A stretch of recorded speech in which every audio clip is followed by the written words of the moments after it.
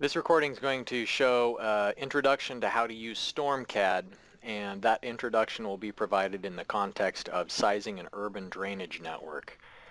What we have is a hypothetical neighborhood where there are a series of catch basins that are receiving surface water flow, and the water flows down towards an outlet. You can see that there are street names provided. The contours indicate the ground elevation, and from that we can find the elevation of each of these catch basins. In the example, as I work through it, I'm going to be assuming that the invert of the catch basin, meaning the elevation of the bottom of the catch basin underground, is 10 feet below the ground elevation. So for example, this pipe between 1.1 and 2.1, that pipe is going to be buried 10 feet underground. Separately, we have information about the precipitation patterns in the area for the design storm. And so we know, for example, that the design storm for a 10-minute storm duration has an intensity of approximately 4.2 inches per hour. 15-minute duration, the storm intensity is 3.2 inches per hour, and so on. This problem has been solved with an Excel spreadsheet, and in this Excel spreadsheet we have the N value, the Manning's roughness value for the pipe, and provided is the length of each one of the pipes. Indicated is the upstream junction, the downstream junction, and then the ground elevation at the upstream location. The slope of the pipe is known, the contributing area of the catchment, and the C value of the catchment. So that will be identified in the StormCAD example here in just a minute. Also, what we know is a time of concentration for each of the catchments that are in the area. And so a time of concentration would be calculated or estimated based on conditions of the catchment, like its slope, its cover type, and so on. So what I'm going to do is I'm going to start StormCAD now. And just to point out that this version of StormCAD is Select Series 3. So it's version 8.11. 8.11. Where is it? 0383. All right. When we begin the demonstration, I'm going to first of all import a background image. To make it easier, this has been previously scaled such that 1 pixel on the screen is equal to 1 foot of distance. I previously scaled that image, and so I don't need to enter any scaling factors here during the import dialog. Click OK. It loads it in the background. We don't see it yet though because I need to zoom extents, and now you can see there's the image in the background. To draw a pipe, we start off here with the layout button, and I click on it, and I want to define the layout of a conduit. One thing to point out is you'll notice that that symbol right now is circular, meaning that it's a junction, and I don't want it to be a manhole. I want it to be a catch basin. So if I change that by left-clicking once I have right-clicked, now it's set to be a catch basin, and that allows me to, when I click on the location, I'm zooming in and out there and it's getting a little bit crazy. Let me be a little bit more cautious in that. If I click here and then zoom out and click here, I'm going to escape. The fact that that image was scaled allows me to double click on the pipe, bring up its properties, and we'll check the length of that pipe. It says that the length of that pipe has a distance of 386 feet, and if I go back to the spreadsheet solution from previously, 390 feet is the known length of pipe A.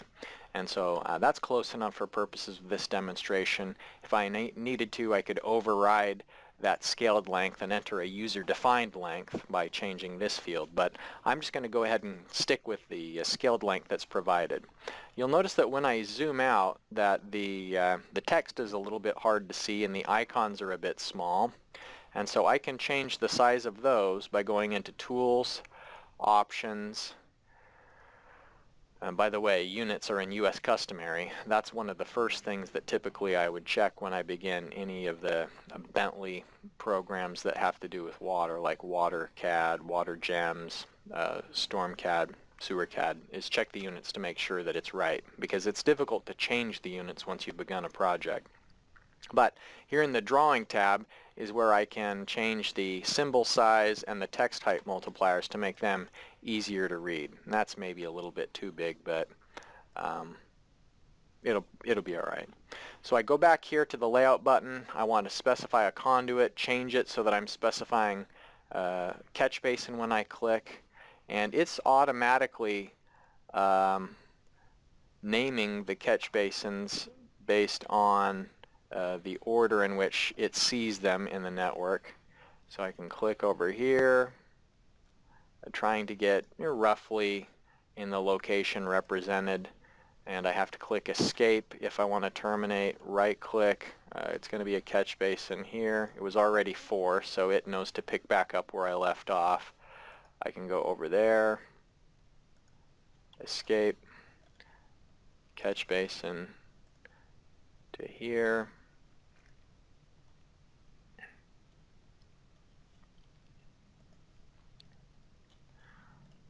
Catch basin between these 2 points.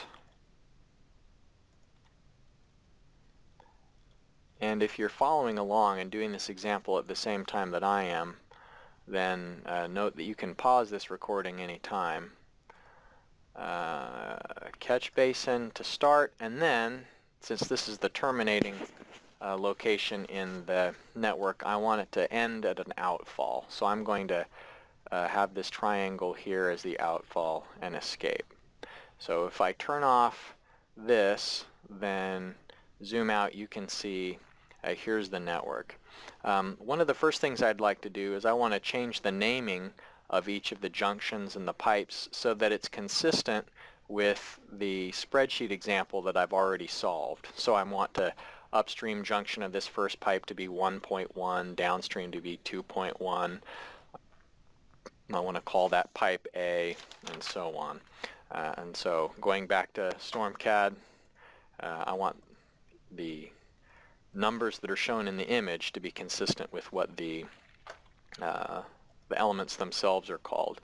And so I'll start off with the catch basin table, and I can move the catch basin table out of the way so that I'm able to see the elements and rename them. So catch basin 1, instead I want to be called 1.1. Catch basin 2 is the one that I'm calling 2.1, 3, 1.2. Catch basin 4 is 3.1, and so on.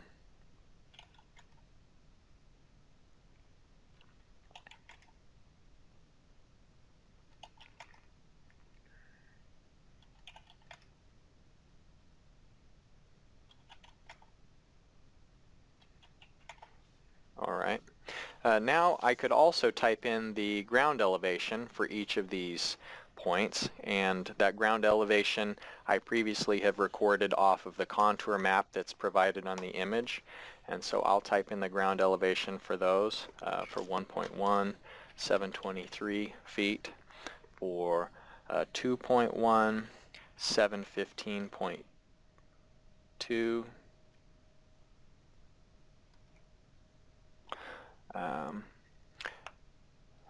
For 1.2, 715.95, 3.1, 710.86, 2.1, I'm sorry, 2.2, 714.46, 4.1, 709.24, 3.2, 712.92, 3.3, 713.14, 5.1, 708.5, and 4.2, 709.02. Okay, that's the ground elevation. Now the invert elevation for each of these, I'm going to assume that the pipe is 10 feet underground. And so I want the invert to be 10 feet less than what I've set as the ground elevation. So that'll make 713, 705.2, 705.95, 700.86, 704.46, and so on.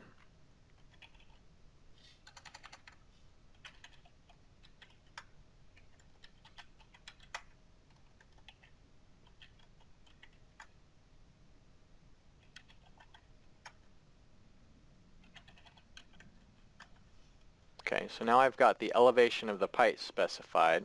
I'm sorry, the elevation of the junctions. And the nice thing is that StormCAD will take the elevations that I've just specified for the catch basins, and it'll use that in defining the slopes of the conduits. So if I go to the conduits here, it knows that the crown of the pipe should be set based on the elevations that I entered when it came to the catch basins. And just to double check that, I can look at some of the slopes of these pipes.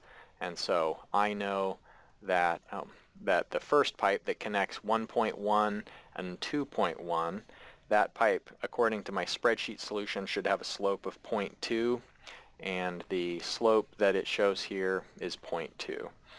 The slope of the pipe that connects 1.2 and 2.1, that slope should be 0.004.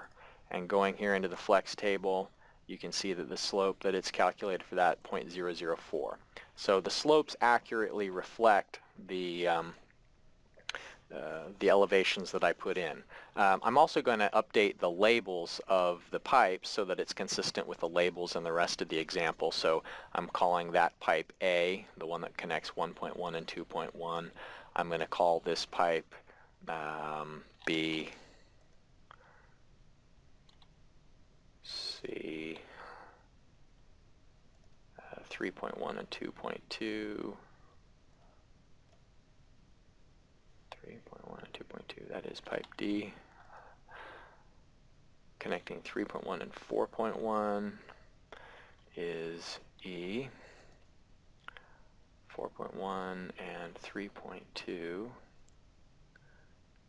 that is F. 4.1 and 3.3, G.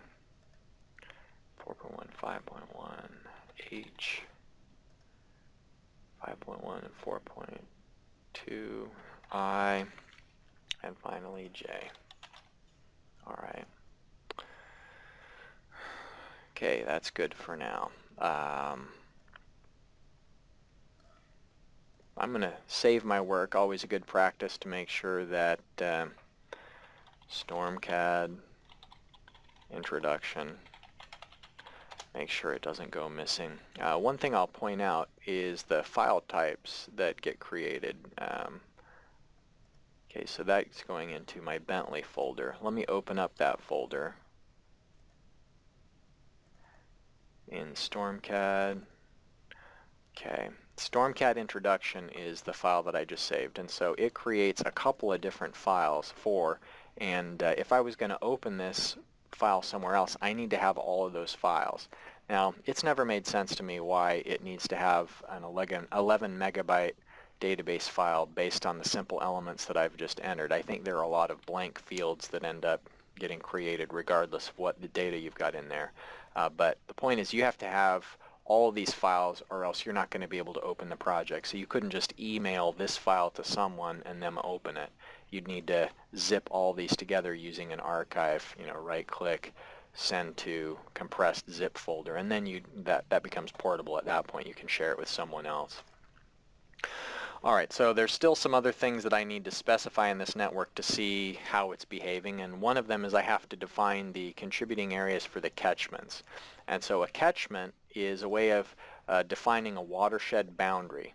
I'm going to draw the catchments for each area, and I'm going to try and do it quickly, so I'm not going to split hairs on the boundaries. Right click, done.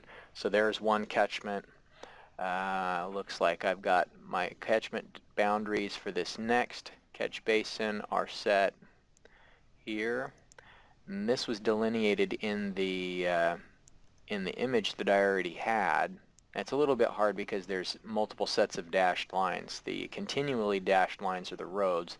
The dash dot lines are the ones that are defining the catchment area. And so going through this process, I am done. Defining all of the water in this area is going to be flowing into, for example, catch basin 2.1. And so now I want to set up this one for catch basin 1.2. Right click, done. I'll do, it's not showing a boundary between what's feeding into D and F. For example, it looks like there ought to be a boundary here that isn't shown. So let me draw, this is going to go here. Now, by drawing these boundaries as I am, I haven't yet defined conceptually, the program doesn't know where the water goes, like how it gets into a certain catch basin yet. I'm going to have to define the logic of these catchments a little bit later. I'll show you how to do that. Right click, done. And this can be a little bit tedious, as you can see, but better than doing it by hand, no doubt about that.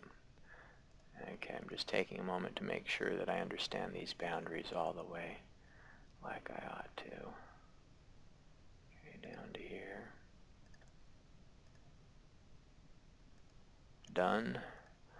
Alright, then it looks like we are assuming that water flows here. And of course, it doesn't quite matter so much what's intended by the drawing. If you're going to be using this in the real world, what you do is you identify for yourself where the water flows into certain areas. And so you don't have to go by someone else's delineation. You can go out into the field and come up with your own representation and estimate of where the water goes so that you feel confident in it. We'll assume that this encloses only to this boundary going into 5.1. Alright, so what I have now is a series of catchments that need to be told which catch basin they go to. So if I go here into the catchment table, then I go to outflow node. That's where I can assign which catchment goes into which catch basin. So for example, catchment 1, we can tell just by looking at it, the water that, if it rains on catchment 1, that rain is going to cause flow to go in towards catch basin 1.1. So I'm going to click on that dot dot dot and then click on the catch basin that the water is supposed to go to. So that little dashed line indicates that there's a logical connection in the model, that the computer understands that water is supposed to go into there. So I'm defining for each of these, for basin catchment 3 goes into here, catchment 4, catchment 4 is this one, goes there. I might even turn off the image at this point because it's a little bit easier to see. Catchment 5 goes there, and so on.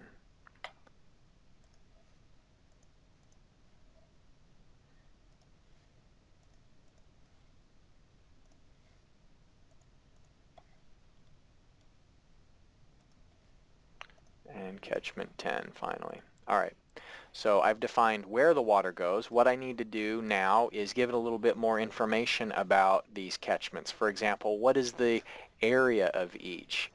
Should it use the scaled area because it knows a scaled area? So I could click here and it could use a scaled area. So it has calculated, for example, that catchment 1 has a scaled area of 2.2 acres, and that's pretty close to, in the example that I have previously solved in the spreadsheet method, it was assuming 2.2, so I don't need to override that.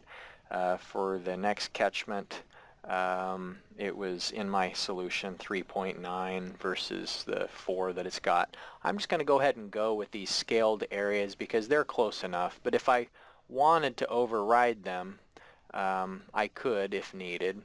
So I'll just say that it should use the scaled area. And you'll notice that when I specify that, these come yellowed out, meaning I can't edit them anymore. If I don't click Use Scaled Area, then it's expecting me to tell it what the area is.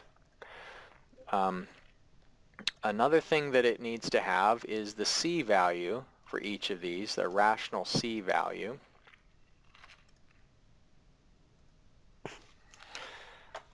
In case you don't see the column that's needed, we can click here on the Edit button and it brings up the options to add additional columns. And so I'm going to have rational C be one of the columns that I want to be able to enter information for.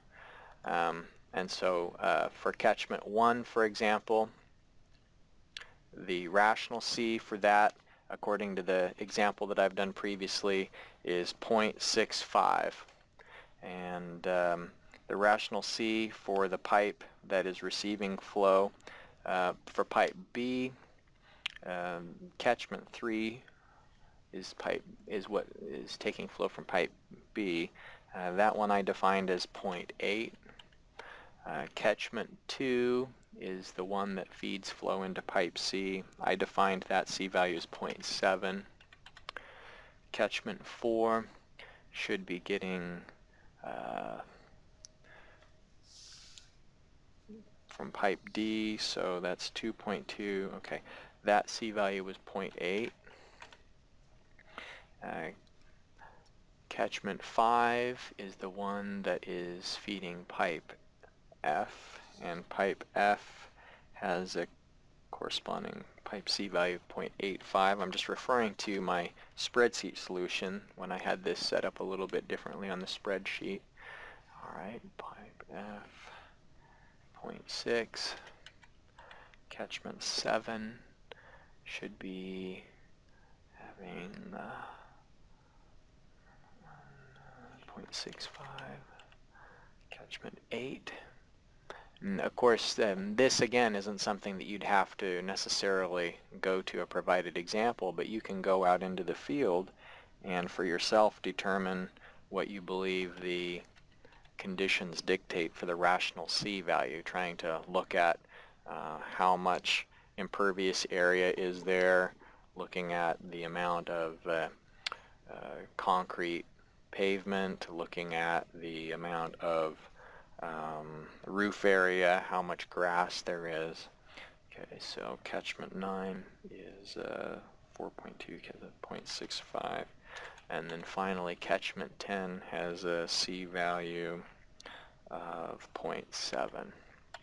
So I've entered in rational C values.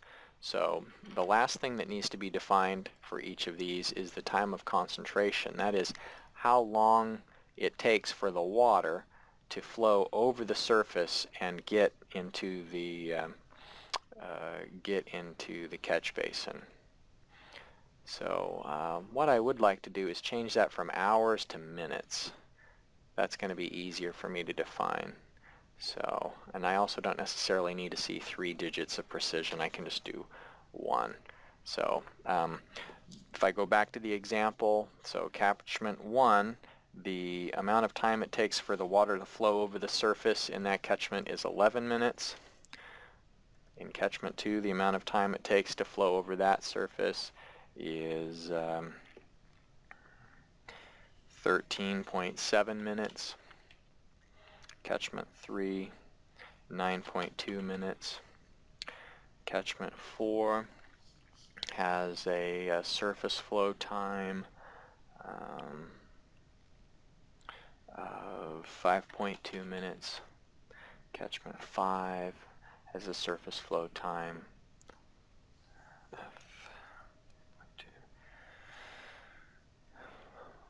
5.9 minutes. Catchment 6 has a surface flow time of 8.7 minutes. Catchment 7,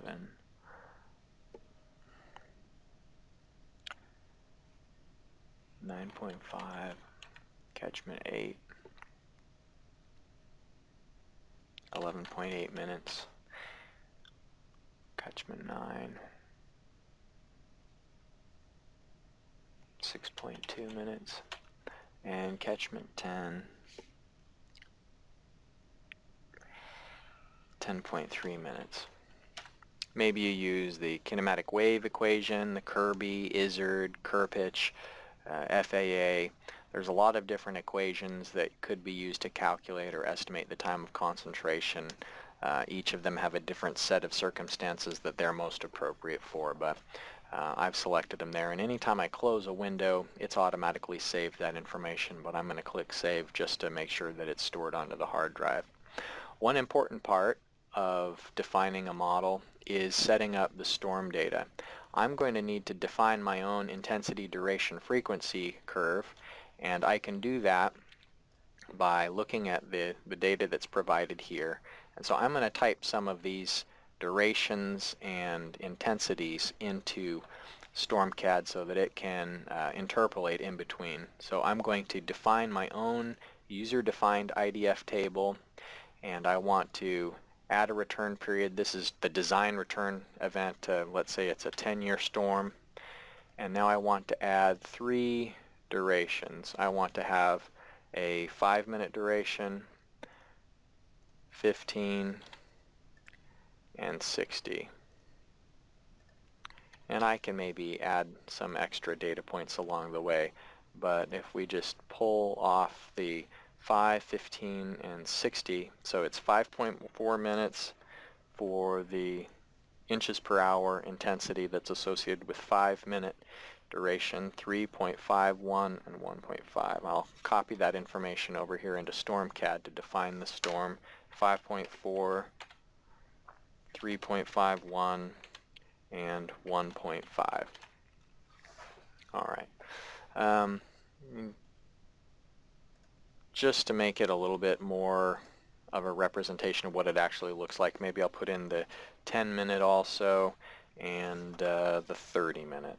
So the 10-minute, if I go over here to the table, looks like about 4.2, and the 30-minute looks like about 2.3.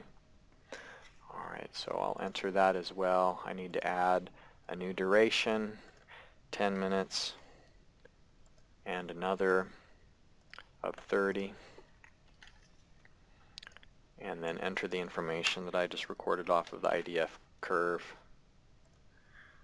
2.3.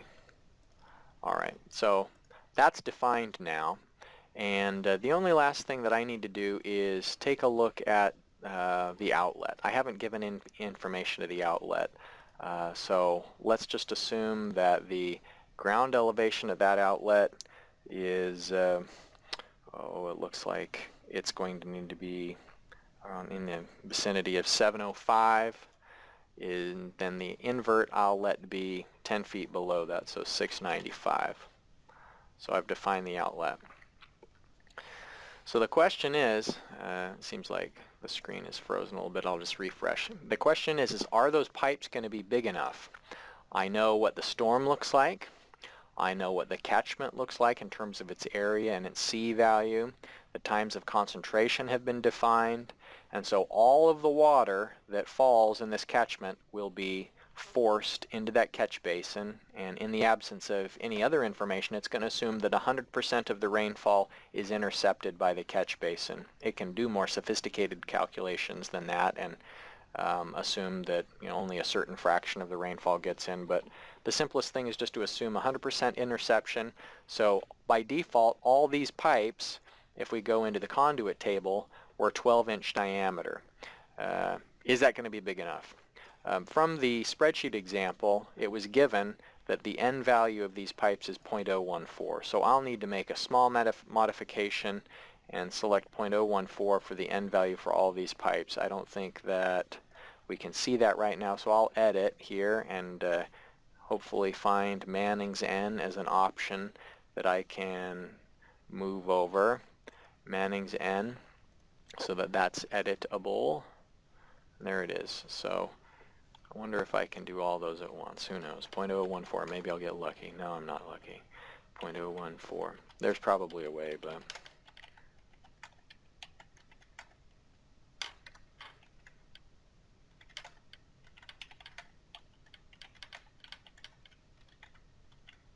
Alright, so I've updated those N values. Well, let's just execute the model and see how it performs. I'll click the green Go button, Compute.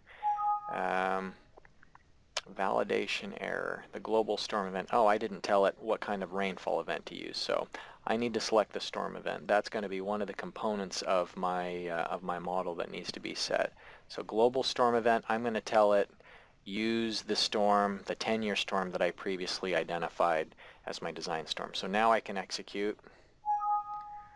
All right, now it's got some concerns about there not being gutters, and this model that I put together doesn't have any gutters.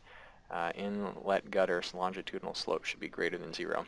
All right, so I'm getting an error message that's related to the fact that it doesn't know which inlet is upstream and which inlet is downstream on certain parts of my network.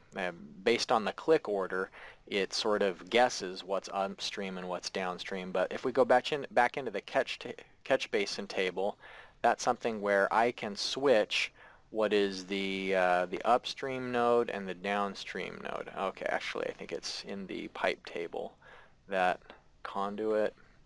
Alright, so see how it says start and stop.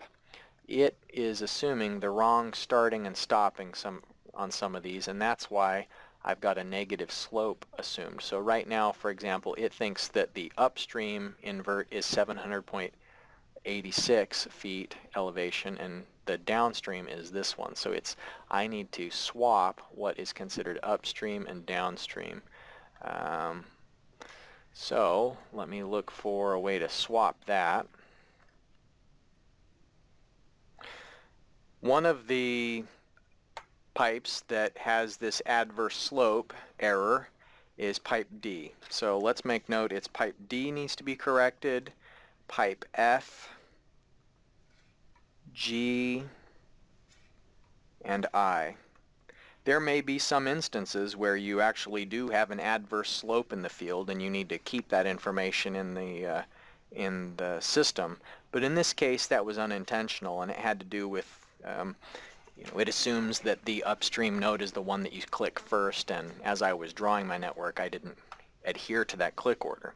The way around it, to switch it, if I double click on the element, it brings up the detailed properties for conduit D. This is one that needed to be switched, and if we go back down to the slope, you'll see that here's the calculated slope, negative 0.017.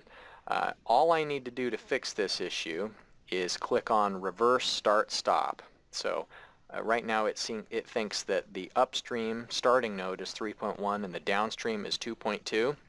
I click here and it switches that. And so now my slope, which previously was adverse, now the slope is 0.017. So problem solved. That's D. I'll go through on also pick up element F and switch it. Reverse the start and the stop. And it has done that. Good as new. Element G, reverse. And element I, reverse. Alright. So we got some error messages before. Let's save our work and give it another go. Calculating. Compute.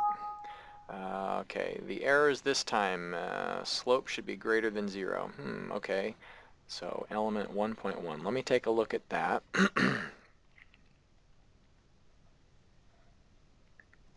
If we go into the pipe table, hopefully we shouldn't see any more adverse slopes. In fact, the slopes look fine there. Gutter inlet slope should be greater than 0. Well, I don't have any gutters, and so I'm going to ignore that warning message, and instead let's look at the pipe table here in conduits.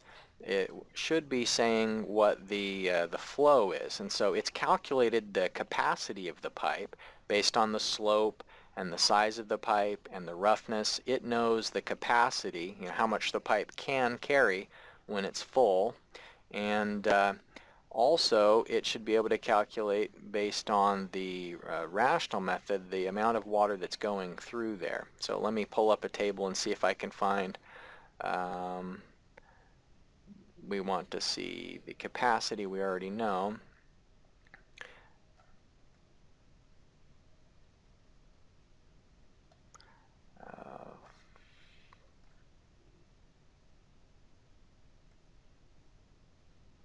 Okay, we'll take a look at the flow. Downstream conduit, we'll take a look at that. And another interesting way to look at it, well, first let's look at how the flows are. It's not calculating the rational method yet. It looks like it's maybe getting stuck on this error message. The error messages that I've been getting are related to the catch basins. And so if I pull up the catch basin table, you'll notice that right now it's saying the inlet location is on grade. That means that this the grading for the catch basin is just on the road somewhere, and it's expecting to know a little bit of information about the gutter that's running alongside that that catch basin. And so the error message I'm getting is it's saying as a warning that it doesn't understand what the elevation of the gutter is that runs alongside the catch basin. Since I don't want to design all the gutters, I just want to take a look at this in a more conceptual way, assuming that there's full capture of all the water that goes towards that catch basin. What I'm going to do is I'm going to say that the inlet location is in a sag. And if I tell it that the inlet is in a sag, then what that'll allow StormCAD to do is just assume that all of the water goes into the catch basin without being worried that there isn't information about the curb and the gutter. And so changing that to in sag and then executing the model, and those error messages that I had previously aren't showing up, and it says convergence is achieved. So that's good. What you'll notice is that there are arrows that are indicating the flow direction now.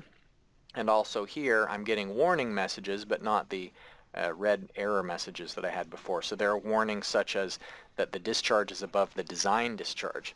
One of the things I was wanting to look at before is for these conduits, what is a comparison between the flow that's actually going through the pipe and what its capacity is. And so I can have it calculate the capacity of the pipe when it's full. And so pipe A, based on its roughness and its slope and its diameter, this 12-inch pipe, by default it selected the size as 12 inches. It looks like that would be undersized because the rational method flow that goes into that pipe is actually going to be 5.4 CFS, whereas its capacity is only 4.7. And so if I'm doing a targeted design, that tells me that I need to make that pipe a little bit larger. Let me drag this column. Well, I'll move the capacity full flow over to here and the system flow here so that I can compare them more easily. And also the other thing that's nice to look at is the percent. The percent tells you how far away you are from being what it needs to be. So right now I'm 126% too big. And so if I just want to test the design that it came up with in the spreadsheet, that tells me that pipe A should be 1.25 feet, for example. So I'll put in the diameters that were specified in this spreadsheet solution that I came up with, and I'm going to change the units into feet, since that was the units that I had in the okay. So from the spreadsheet example, I assumed that I needed 1.25 feet, not assumed, calculated, and I'm going to want it to show me two digits here, just to make sure that I key things in correctly. Key them into the system correctly, not key them incorrectly. 1.5, pipe C 1.75, pipe D 0.83, E2, F 0.83, G 1 foot, H 3 foot diameter, I should be 1.25, and finally J 3.5 foot diameter. Okay, so let's execute the network again and take a look at the table. We get a far fewer error messages now.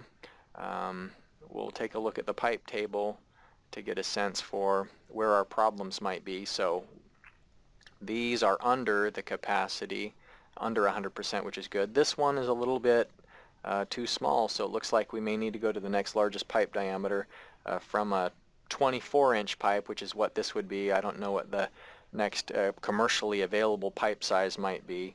Let's assume that it is maybe 4 inches beyond that. So if it was 28 inches, that would be 2.33 foot diameter. Execute the model again, and we'll take a look at the conduit summary. Now none of the pipes are above their capacity, and in fact it looks like pipe J is oversized, quite a bit oversized. It's only at 25% capacity, so we could knock that back to 3 foot diameter and execute again. And I guess I don't necessarily have to be closing that pipe table. I can execute the model with the pipe table still open. So you can see that maybe we could scale this down. Let's just see what would happen if it was 1.25. Execute it. It's a little bit over capacity, so I should move that back up to the 1.5 inch, and it's back to fine again. Alright, so I think you get a sense for what it's doing. It's saying rain falls on the area. It takes a certain amount of time to get towards the catch basin. That time of concentration is bounced up against the storm intensity duration frequency curve that was specified under the storm data. And so it knows Q equals CIA. C is the rational C value that's specified for the catchment area. I is the storm intensity. A is the area that in this case is based on the scaled area of the drawing.